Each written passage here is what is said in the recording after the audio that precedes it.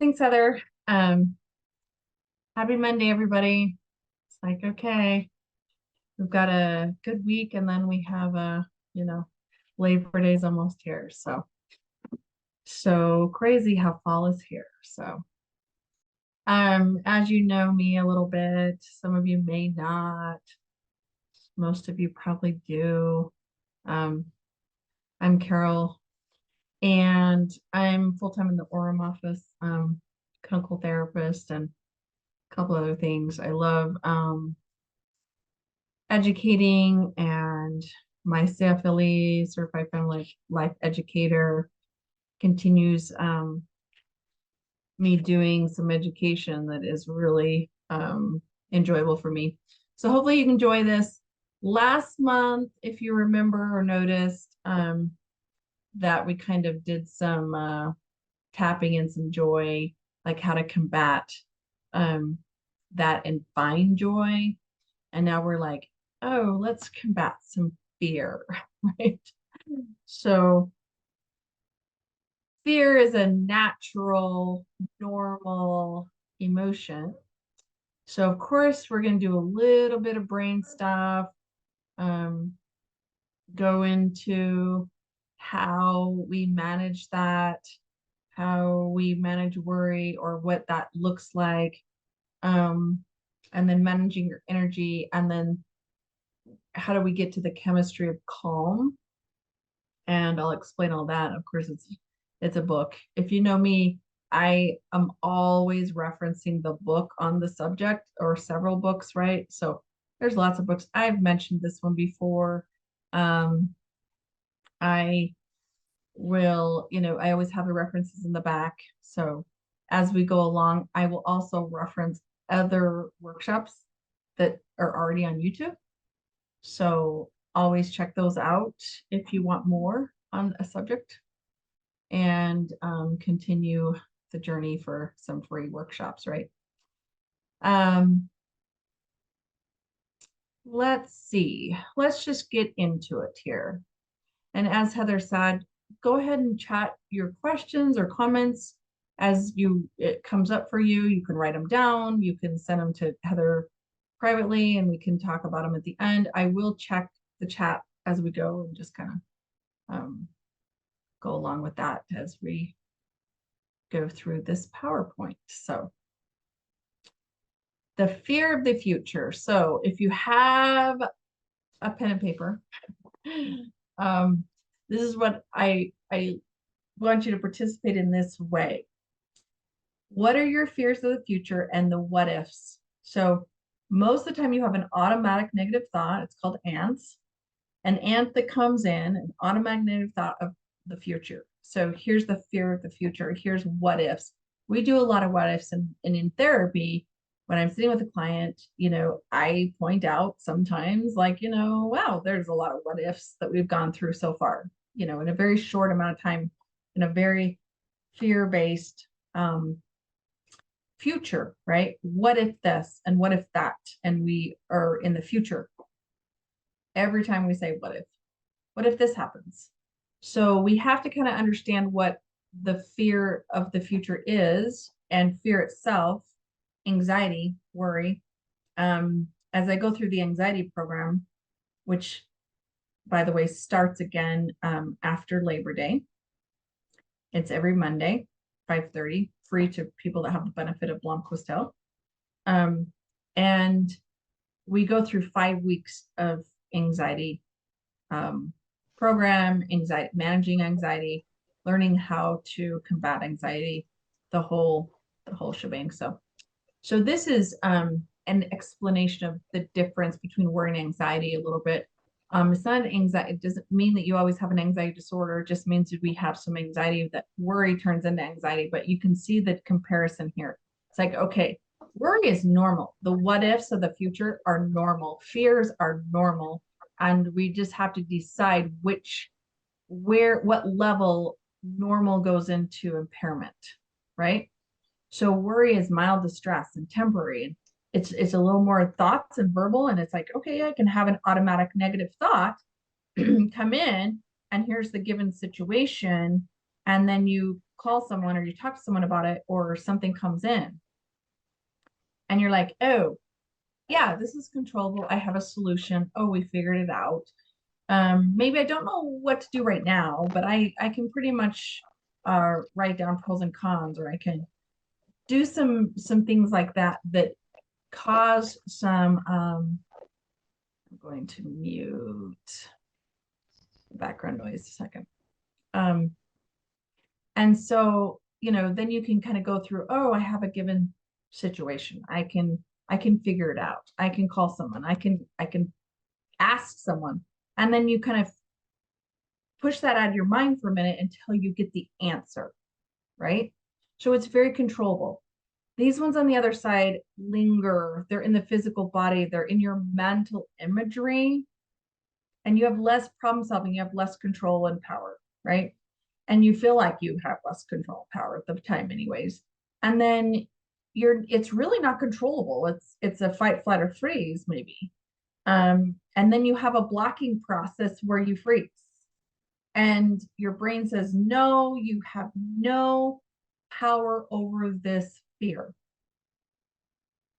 And then you go into perfectionism, or your personal functioning is impaired.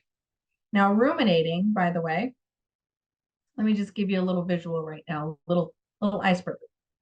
I've said this before, and I've said in the anxiety program, but I explain ruminating like this. When we loop in the same thing over and over again, and we're ruminating over the same scene or the same negative cognition or the same fear of the future or the what ifs, and it continues to loop back around, right? It's like what happens is we think that it's going to get better, or you think that it's by giving energy to it, or because we really don't have a solution. So think about ribs, okay? Ribs are good when you marinate them, right? I soak the ribs. You're going to barbecue them after you soak them and marinate them. So we sit there and marinate them, marinate, thinking that, after 8 hours, they're going to get better. They're going to get more marinated. Most likely they're not. And so instead of just marinating something, it's like, it is time to cook them. Just cook it and have the reward of getting it, getting it out, getting it over, rewarding yourself with the dopamine, right? So marinating ribs for a really long period of time is not going to really make them that much better. We think they're going to, so we just don't marinate in something. Just eat the ribs, right? So that's a little bit of a visual for you. Okay, so with all of this, there is signs in worry and in anxiety. And of course, the worry turns into an impairment, but it's in all areas. Usually it's body, it's emotional, it's behavioral, and it's psychological.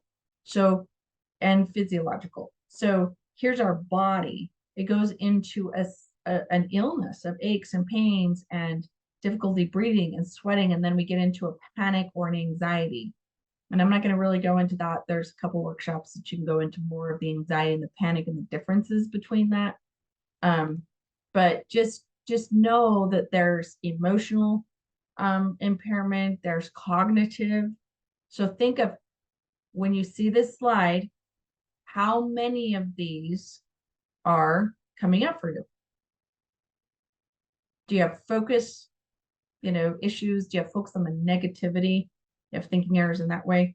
Do you have impatience and frustration and depressive symptoms, or just sadness? And then, are we stuck in there? Are we marinating in these areas? And are we getting into more bad nervous habits or sleep disturbances? Sleep disturbances is my number one. It's like, if you want to correct any kind of looping problem, we try to get our sleep corrected. Aggression, and then that body again. So look at what's going on. And if we have multiple ones of these, right, and you're like, wow, I'm hitting like most of these, then that's just a sign that you're in body and mind and the whole system, right? Is where the fear shows up. Okay.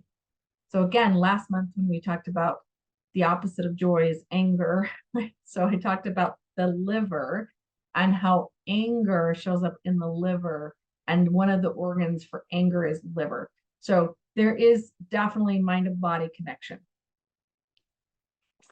So there's 3 layers of the fear circuit. Okay. Just go with me on this one. So key point to flow of information is communicated. Okay. To these lower, mid, and higher. So these are key points of flow of information. So there's these 3 layers are where these get communicated. And so we're going through a little bit of this so we understand the brain, so then we can know what to do with it. So the lower part reacts automatically to an immediate threat. The midbrain is an emotional fear and panic. It's like danger. So here's the immediate threat. I'm going to react. Then it's like the panic sets in and the fear, right? And then the information's gathered to make a decision in the higher brain.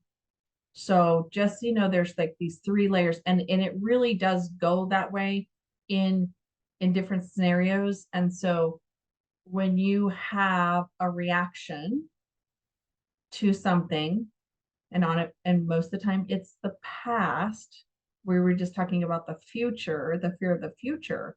But guess what? Always, the only reason why you have fear of the future usually is because the past has taught us something. We store that knowledge from the past. So you can all think about for a minute, and we'll give examples for sure later, and we'll kind of go through that. But what have you learned?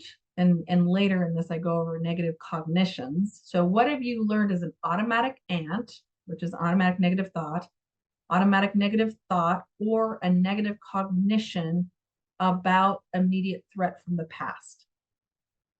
So, a dog bite, a car accident, a relationship breakup. What did you learn from that? And did you hold that truth? Or did you release that to a positive cognition eventually? And that's a lot of that ends up being a lot of therapy to release some of those phobias or fears that got stuck from our past and how that works, right? So those are the 3 layers of communication in the brain that go into the fear circuits. Okay. So the 7 phases of anxiety and fear that's communicated, right?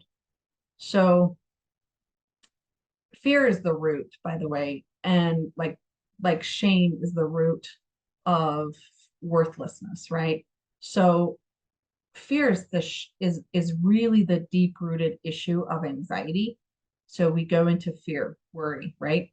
So bottom up, top down, and middle, okay?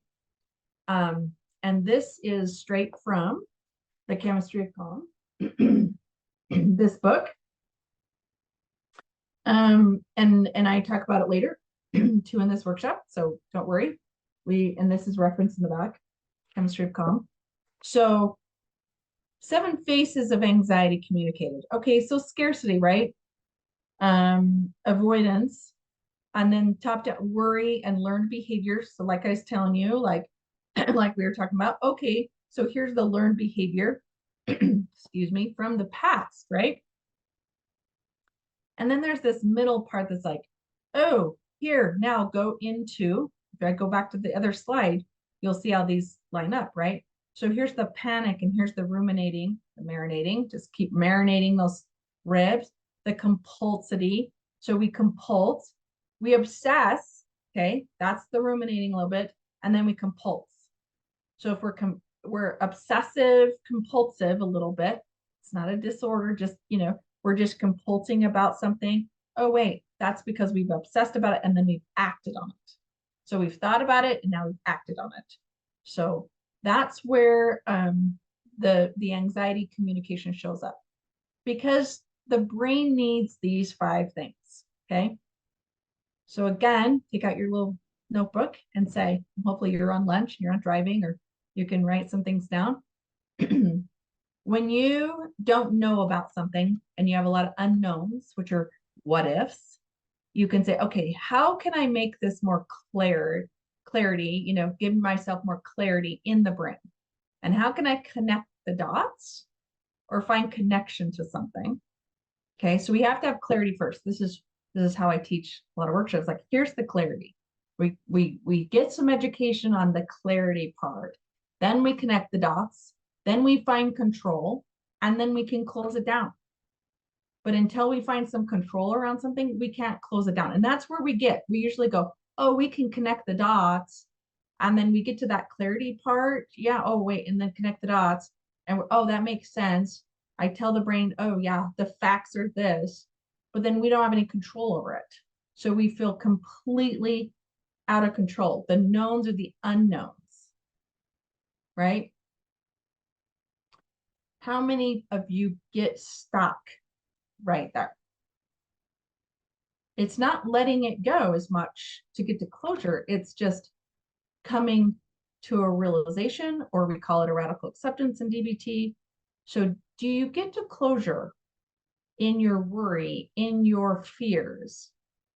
And today, hopefully you can get a little more skills or tools on how to get to closure.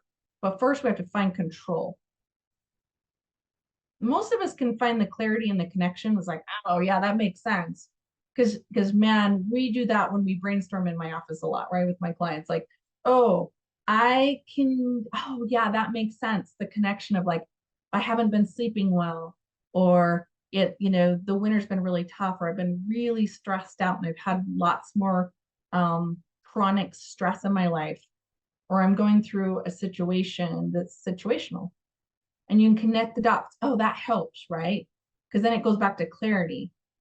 But do you have and find control? So maybe if you want to chat a few ideas for others too, like how do you find control in something that's like, wait, worry or a learned fear, or when you're ruminating? Because when you're ruminating, you're still in, most of the time we don't have much control over it, but we're trying to find it. And then we're going to get to closure. And then we're going to kind of close it out like, okay. Now, what about celebration? Do we celebrate what we've learned or what we've gone through, or our traumas, or our tragic, our tribulation? I mean, do you get to the celebration part, the true radical acceptance? If anyone wants to voice in the chat and kind of with any of those thoughts, that would be awesome. To kind of like, how do we get to control and closure, and then how do we celebrate this? Because we're not going to take away fear. That's a given. We know that as a fact. Fear keeps us alive, keeps our fight or flight, keeps us safe. But is it controlling our behavior in our lives with this worry or learned fear? And it's communicating daily what that looks like for you. Not a fun place to be in. But I know a lot of my participants are in the anxiety program, or when you go to therapy and do some really good CBT stuff, and you kind of go through this part of like, oh, what am I ruminating on? And how can I, shut that down? And then how can I celebrate my success?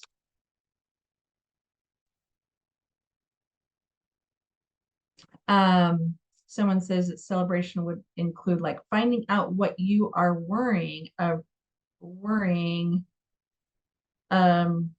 have it work out okay. Yeah, so like what you're worrying about, right? And that it worked out okay eventually. Yes. So it's like you worry, and then it's like, oh, it worked out. And that's success. And we forget that part, right? I think there's a fear of celebrating the success. Yes, there is.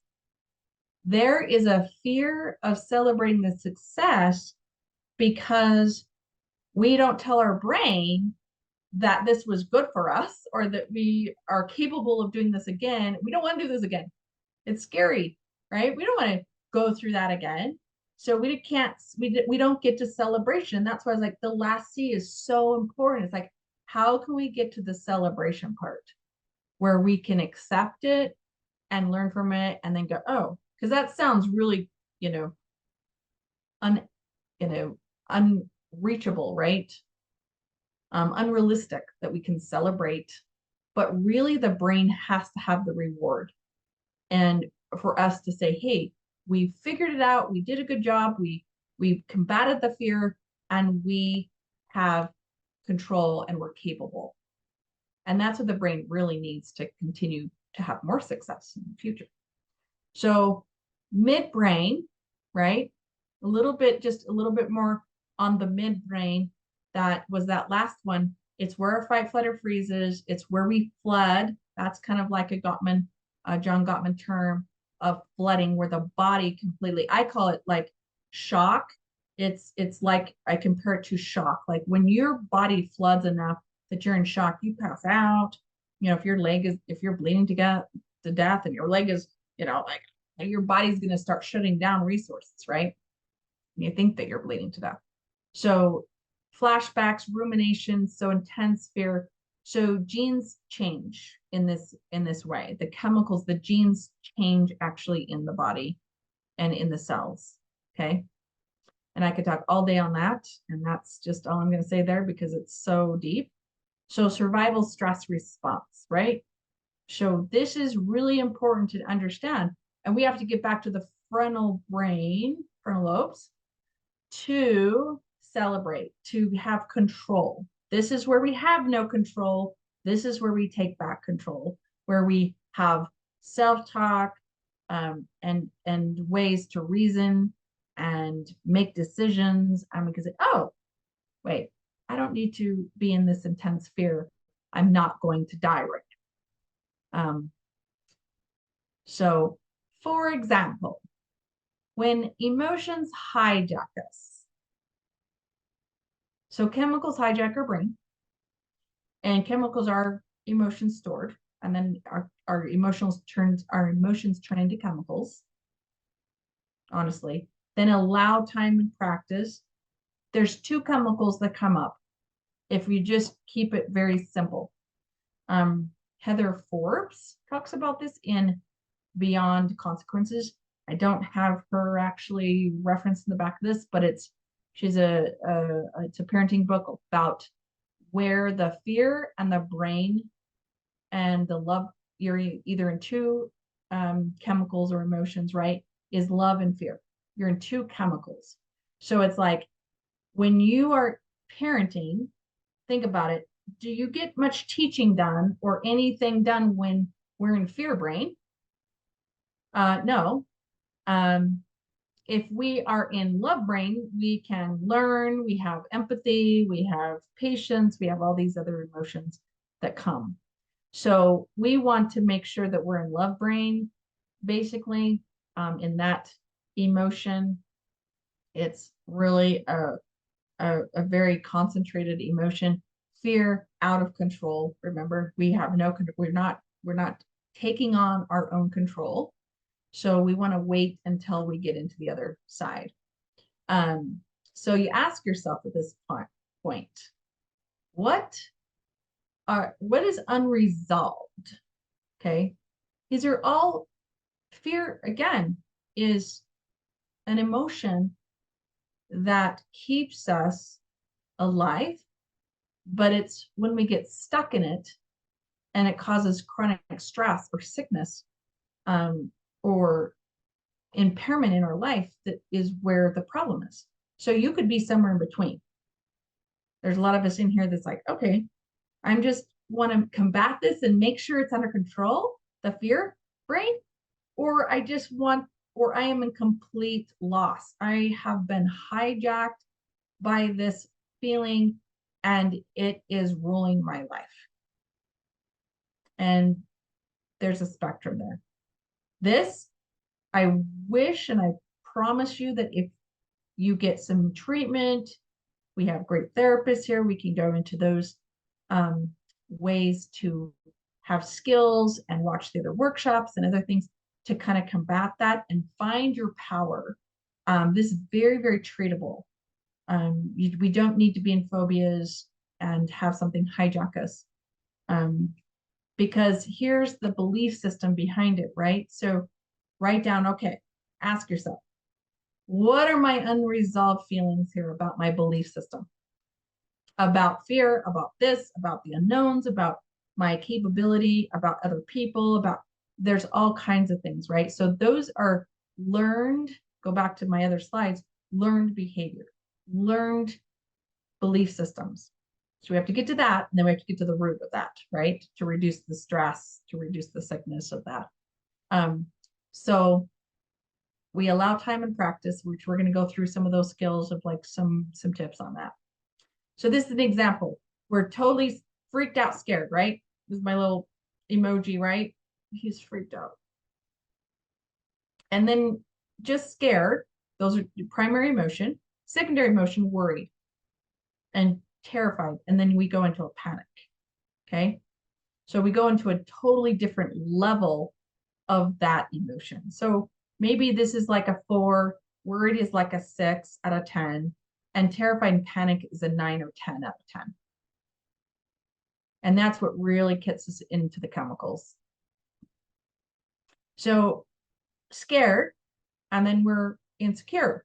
And that sends us into loneliness or being super lonely, and then worthless, way deeper. So, okay, you were at a 4 or 5 here, was scared, but then insecure is like a 7, but worthlessness is like, 9.5 out of 10. Belief system, you really believe it because you're scared and insecure and worthless. We go into those levels of automatic negative thoughts again, or negative cognitions. I am worthless. So when you go into more of the I ams instead of I just feel, we can feel worthless. But if we get stuck there, and if we get stuck there, that means you go into a positive or negative cognition. So worthlessness, oh, wait, well, then now I am worthless.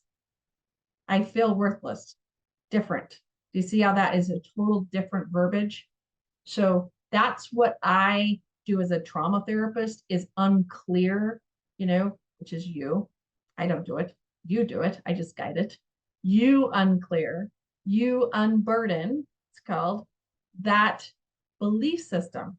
And so worthlessness, I am worthless, is now not a feeling anymore. It's a cognition. That's where we get stuck. So, or we go into calm, right? So say this little emoji is like a happy face, and there's calmness, the chemistry of calm.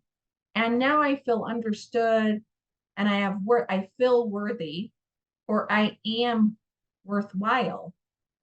That's a positive cognition. I am worthwhile. So then we reevaluate and then reprocess that to the positive cognition. So these are just an example of how emotions can hijack us, or if they can hijack us this way, we can definitely hijack it the other way. And that's where we forget how to do that. Anybody have any thoughts on that?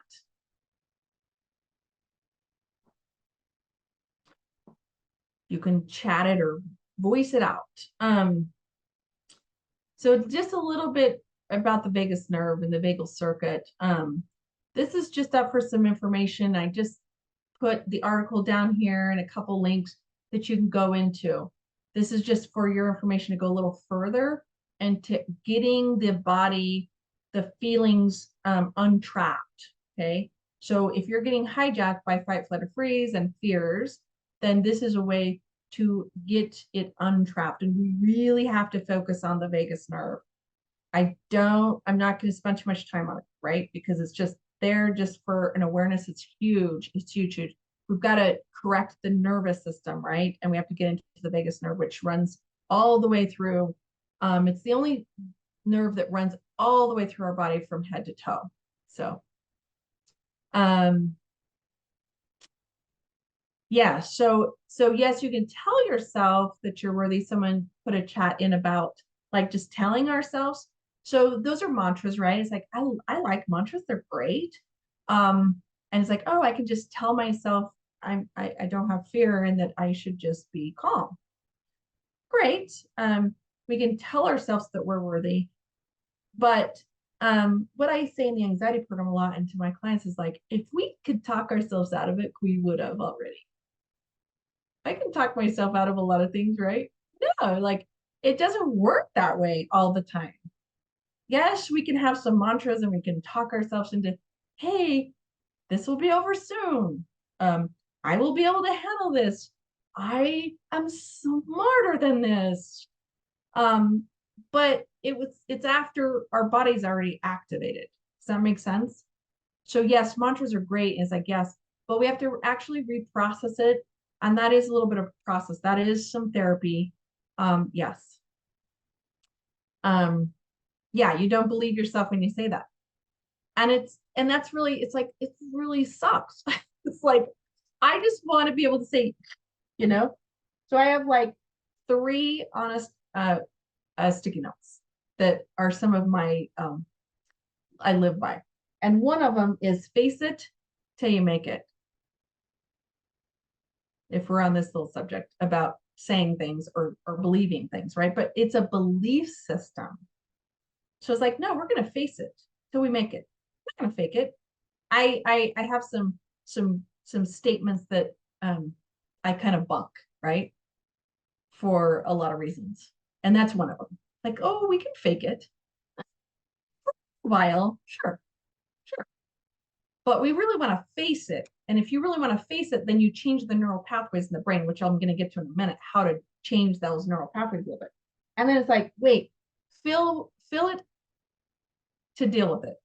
You got to feel it to deal with it. So again, we're not freezing, we're not dissociated, we're not numbing out. We have to get out of that numb state in order to, and get out of the shutdown and the trapped feeling in order to change the brain. Because we are telling the brain, these are the neural circuits that you go through when you're scared. Shut down, shut down, shut down. And man, we societal, norms are that, right? And then, of course, when you get tired of learning, learn to rest. So also, when you get tired, learn to rest. Learn to just be calm, right? So those are my mantras a little bit of how to, how do you overcome fear of commitment? That's a good one.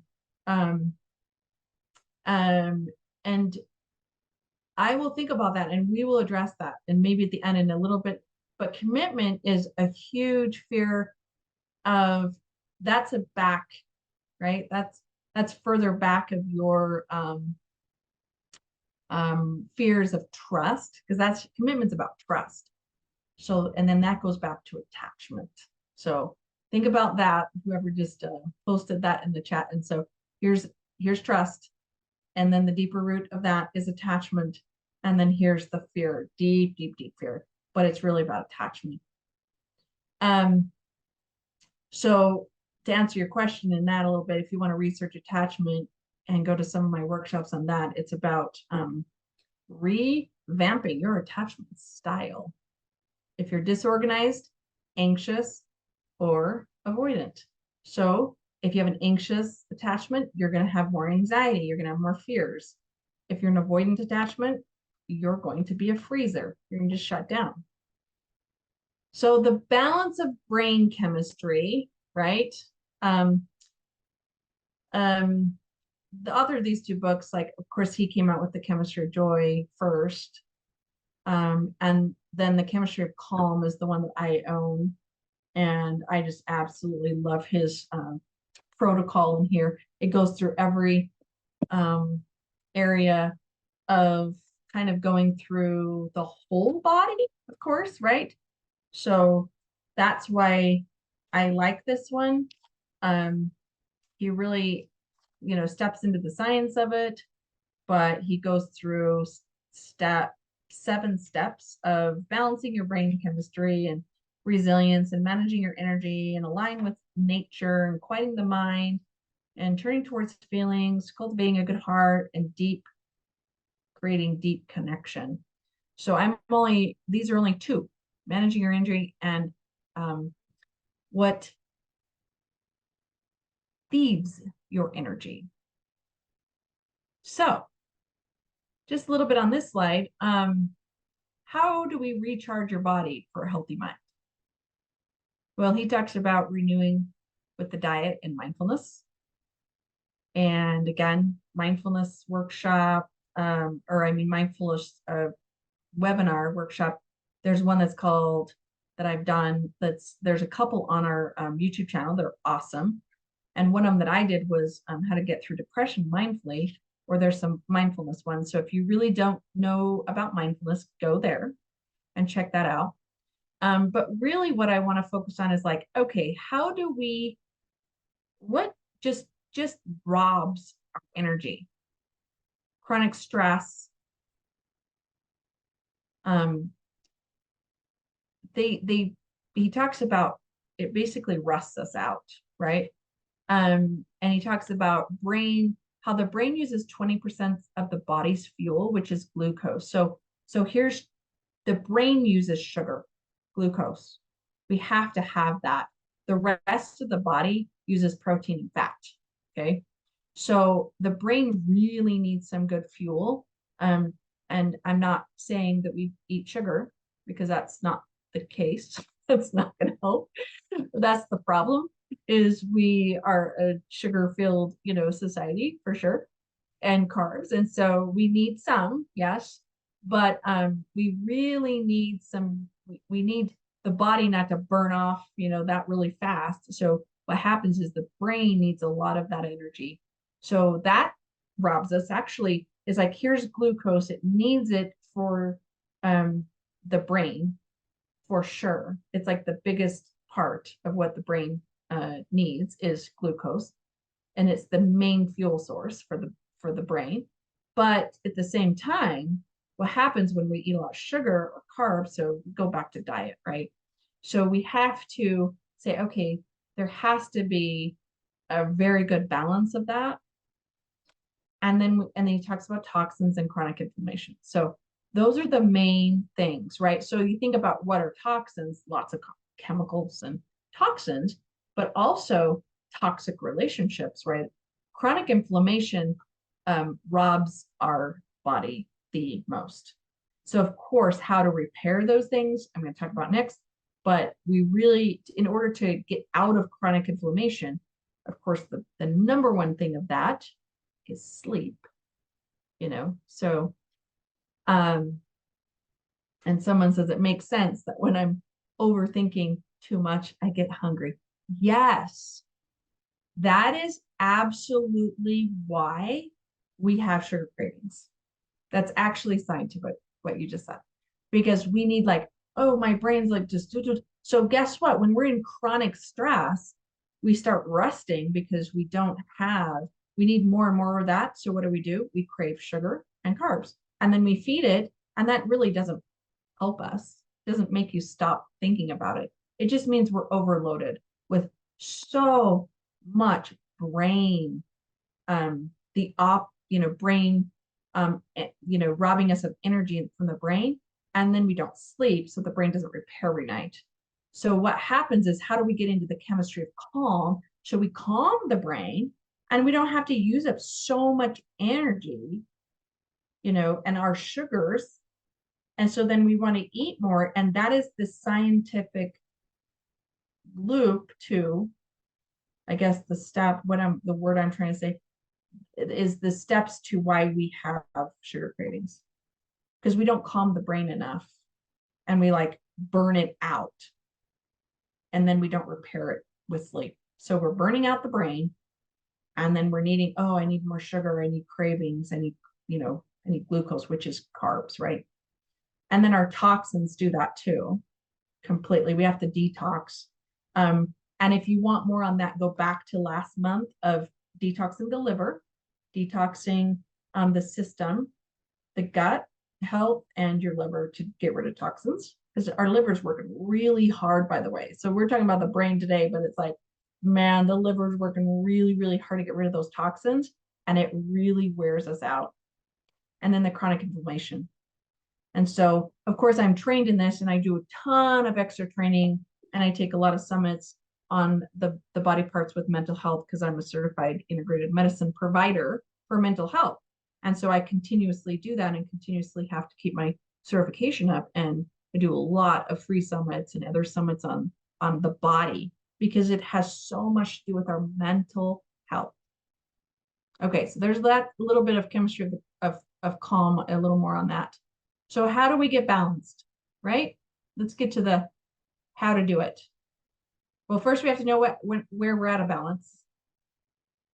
So this is in multiple other, this life in my other workshops, because this is my little handout that I've made that I've used for years and years, just to check in, right?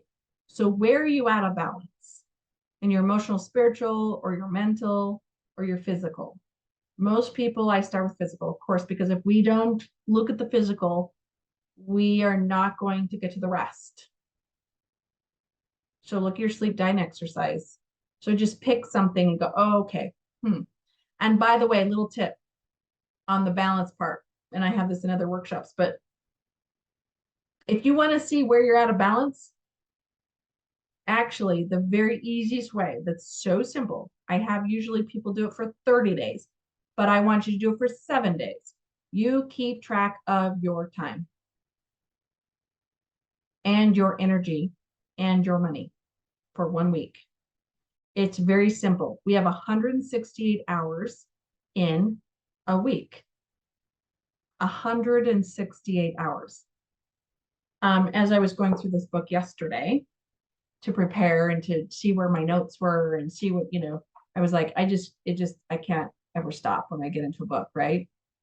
And so he talked about exercise in there, which is always my thing. I'm like, I'm moving a lot, but I just don't, I don't have this, set. I don't exercise, this set time and this amount. But honestly, scientifically, and he brings this up again, which is so true, is 2 hours a week full. So 30 minutes here, 30 minutes here. I was like, well, I'm mowing the lawn, and in the summer I'm working, and yeah, doing stuff. So I feel fine, but I don't have like a set exercise, which is really vital, honestly, to make sure you're getting that in.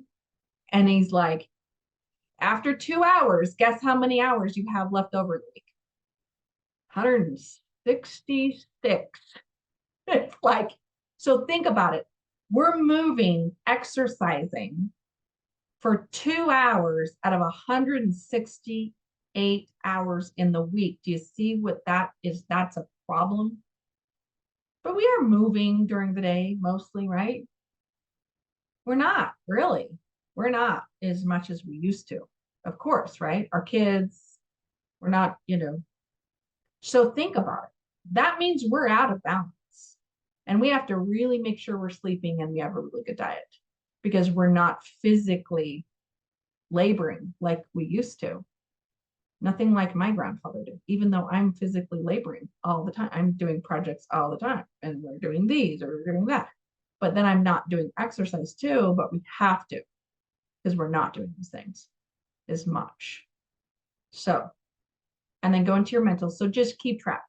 Your time, energy, money is your balance. And you will see really where your value system is and where your time, energy, money goes, and where you're out of balance, where there's too much time here or too much energy here or too much money here. And it's not in the 4 categories. Any questions on that? Sorry, I'm not being so funny today. There's just, it's like I could be funny about donuts. I usually make jokes about myself, about like, looping about like I just want to eat donuts because that's my brain saying I need more sugar power because I'm always in my brain. I do way too much mental so brain, right? And we're doing so much of that that's when the sugar cravings come in because we're burning out our brain so much. Yeah.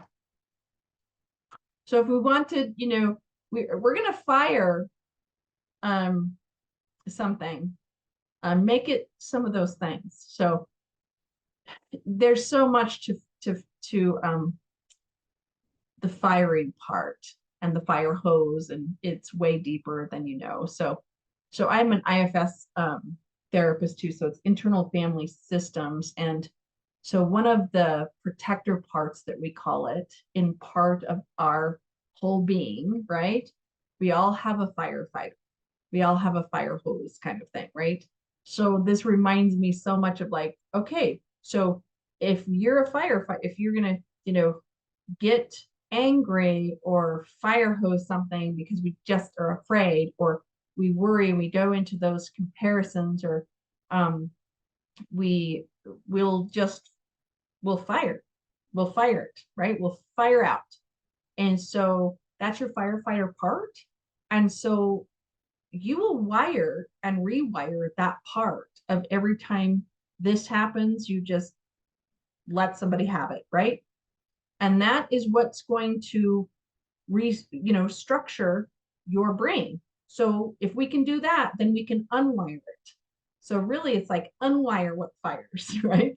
So, or wire what fires. So our brain, you've heard this before, right? So your brain will, whatever fires, it will wire it together, and it will tell you that this is what's going to happen every single time. Well, we have to unwire that. If that's a negative cognition, or if that's a fear, if that's, a situation of an event that says this equals this. So just know that that's so possible. That's what's so beautiful about therapy and about learning how to get your brain to process and deal with the fear circuit, but then say, oh, wait, I have control over the fear circuit when I have control. And most time we do. We're not going to die, but our brain says in some situations, fight, flight, or freeze, that we're going to die if we don't get out of that. So this is a little bit about how to improve this. Okay. So I talked about exercise a little bit, sleeping, ground. So this is where we're actually gray and white matters. This is gray and white matter. It really, really matters. And how we grow gray matter, I'll tell you one way that you want to shrink gray matter. Let me tell you one way to shrink gray matter is to be stagnant or substances. That's scientific. So we want to improve the gray matter. We don't want it to shrink. We want it to be there and grow. And so our language, our attention, our memory, our emotions, our motor skills, all these things. So just know that and go to the part that how we fix that and how we continue our white matter and our gray matter with steady diet and healthy fats. So we can go into meditation and calm the brain, right? And that actually helps the gray matter grow. But then white matter is like, okay, how do we, healthy fats, mindfulness, meditation, 10-minute distractions. If anyone doesn't know what 10-minute distractions are, I'll quickly go over that because I constantly talk about that. 10-minute distractions are something that you set your timer for. It's the best if you do. And you actually intentionally do a distraction. That is getting up from your desk for 10 minutes. That is doing something different than, you have to stop your movie, or your kids have to stop homework, or they have to stop the gaming, or they have to stop doing something, and you go do a distraction that is outside, that is cleaning out something, that is doing something that's calming on the brain and not stimulating the brain. So we have to actually intentionally do those now. It's really vital. And sleep, by the way, go back to sleep. One of the most important things that you could ever do is improve your sleep. And I have a workshop called Why We Sleep. and you can just watch that on YouTube under the YouTube channel for Blanc-Questel, because that is essential to improving your brain inflammation, of course, and many, many other things. Okay, so this is the other way that we can now, again, like I was saying, here's your negative cognitions, your positive cognitions. And how do we just switch them over of I'm not worthy. Oh, I'm worthy. It's not that easy. But I'm in control or I'm not in control, right? So I am not in control or I am now in control. So I just have these all combined together, right? So the negative cognitions first, the positive cognition is after. So it's like, oh, I'm powerless, or I now have choices. So those are things that if you can try to just find the positive cognition, and at least what I start people with is 50-50. Hey, I'm out of control. Wait, I'm powerless. Oh, wait, I have 50% control over here. I have 50% of control, that's out of control. So find, and how you do that is first, you can just do a list. You can just do a pros and cons list, right? So it's like, oh, what does this say about you? Right? What does this say about you? These are all about you. It's like, oh, if I'm out of control, what am I? Well, I'm powerless. And then wait, what am I if I have choices? Well, I have some control, or I'm adequate. I can make choices. I'm a grown person. So those are just a list to help you go through. How often should we do 10-minute distractions? Good question. I recommend on the hour if you can. So 50 minutes, right? Scientifically for kids, 50 minutes, class, homework, and then you take a break for 10 minutes. Anything over 50 minutes for 1 hour, our brain completely goes into dissociation, especially for kids. If we're doing the same thing of like watching a movie, watching, gaming, and so adults 2 hours. So that's kind of my just kind of like suggestion, because here's 2 hours for adults. After 2 hours, we need to move. We need to get out and do something. We need to, so I tell people like at work to make sure going to the bathroom and back is not to go to the bathroom. It is now a distraction to get mindful and to get present and to just say, oh, I need to clean out this area. I need to wipe down my desk. I need to do this at home, and just unloading the dishes or doing one drawer or going outside. I just go outside and pull weeds for 10 minutes and then, back at it. So things like that. That's good. Another way to get calm, of course. And I'm not a big fan of like, oh, just telling you, it's like, just breathe and you'll get calm and it will calm your body. There is science to breathing. So I'm just going to teach you real fast how to get calm. And my favorite one is 4 square breathing. So for kiddos and for anyone, you can count, right? But I go one step further. So you're counting on your fingers and you're going up 4 and holding for 4, and then let it out for 4, and then wait 4, and then breathe up again and do it again. So that's 4 square breathing in a nutshell, really fast. Now take it one step further. You bilateral tap back and forth like this with your hands. So you go 1, 2, 3, 4, and go up, hold it for 4, and tap 4, right, while you're holding it. Let it out for 4, wait 4, do it 4 times. The other one is on your knees, back and forth. Even if you did your feet up and down, it's the same thing, or on the sides of your knees. So kiddos under their desk, I teach them how to do this with tapping their knees while they do 4 square breathing. It's going to be more effective, and you're going to install it even more, because now you're counting and you're bilateral and you're breathing and you're doing it very rhythmic, and you're going to lower your immediately, you're going to lower your blood pressure, your breathing, your your lungs are going to fill up better. By the 4th time you do this, your heart rate will be definitely lower. So anything else on that? Anything else on that? And then here's one more. Now we could take time, and we're almost out of time, but I just want you to have this in your PowerPoint so you can practice this on your own, because it should take 10 minutes. So I just gift it to you for a minute here, and you're going to practice it. So you can read through it several times, then do it while you're reading through it, and then you'll be able to close your eyes and do the love meditation, right? So in order to bring in the opposite, of fear is love or calm. Just like anger and joy that I did last month is like, how do we combat this? How do we bring in and replace it? How do we replace the positive cognition with the negative cognition? It's all the same, honestly. So you bring your attention to the breath. That's why I did the little breath, so you can do if you do 4 square breathing first, bring in the breath, then you can do, everything else here with, your body scan and bringing your attention to your body, then bringing your attention to your day ahead.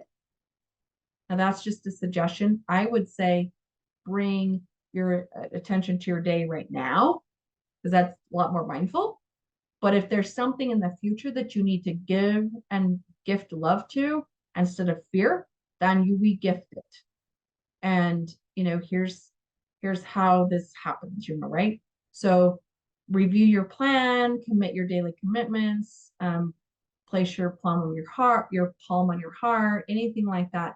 Now, if you're doing this again, since I'm an EMDR therapist, if you practice this, add the butterfly tap to it. Just add this to it. That's all it is. You're just adding this because it's going to calm your nervous system even more, and it's going to install it more. That's all I'm going to, just trust me. It's that way. So you can add that, repeat it. Now, of course, if, as you've heard probably before, is if you want to send love to something or yourself or to someone else, you just add that, right? And really, this is a 10 minute. It's like 20 minutes each morning or any other time of the day. No, 10 minutes, just find that. Same thing with joy. If you don't stop for a moment and give yourself that space for joy to come in, it won't. You will be hijacked by the other emotions. So we have to balance ourselves in those spaces. And that's just some ways how to do that. So any questions or comments now? And here's some references of some of the books. Mindset by Carol Dweck, one of my favorites. Chemistry Calms right there. Altered Traits is all about the mind and meditation, the body and emotions. Mindsight is Siegel, one of my top therapists that, and John Kabat-Zinn about mindfulness getting through depression. I talked about anything else that I did. And I talked about Love, Fear, Brain for Heather Forbes, but look her up. Heather Forbes will be a good resource for parenting and teaching yourself and the child, like, oh, wait, are we in fear brain or are we in love brain? And we don't parent really well when we're in fear brain or listen or hear or learn. We're not in the state to learn. So that's why we want to pull out of fear brain and get into it, other parts of the brain for this. So